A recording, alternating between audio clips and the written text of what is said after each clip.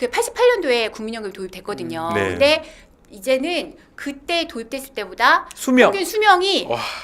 그 10년 이상 늘어났어요. 너무 늘어났어요. 그래서 오래 사시고 그리고 또 출생아 수는 엄청 줄어들었잖아요. 네. 그러니까 그 열심히 돈을 내서 보험료를 납부해야 되는 청년 세대의 숫자는 줄어들고 나중에 보험 받아야 그 되는. 국민연금을 받아야 되는 노인의 숫자는 늘어나고 네. 그리고 그 노인의 수명이 늘어나니까 국민연금이 개혁이 필요해진 거죠. 그렇죠. 지급 기간도 늘어나고 네. 받을 대상도 느는데 네. 이 돈을 마련할 네. 대상은 청년들이 좀 줄어드니까. 줄어드니까 그래가지고 이제 연금 개혁이 되게 필요한 과제였는데 문제는 그러면 국민들이 조금 더 내셔야 되잖아요. 네.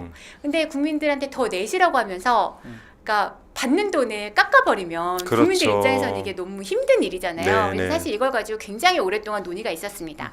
21대 때 2년 동안 연금 투기를 해가지고 국민들 공론화위원회를 통해서 막 논의를 했는데요. 그때 나온 결론이 우리가 조금 더 낼 수 있다. 네. 근데 조금 더 받자. 이렇게 결론이 그렇죠. 났어요. 네. 네.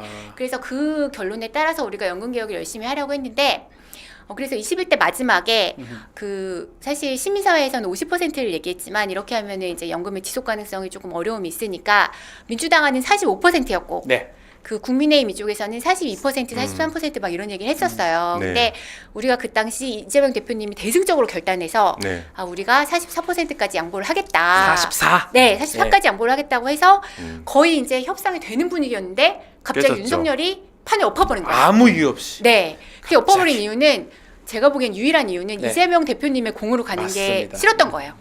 네, 그래서 그걸 엎어버렸고 이제 다시 22대 국회가 돼서 예전에 논의했던 대로 이제 44%, 43% 이걸 가지고 계속 논쟁을 하는데 국힘이 이게 연금 개혁이 되려 그러면 계속 새로운 조건을 가지고 와요. 네. 그래서 얼마 전에 또 자동 조정 장치라고 해서 네.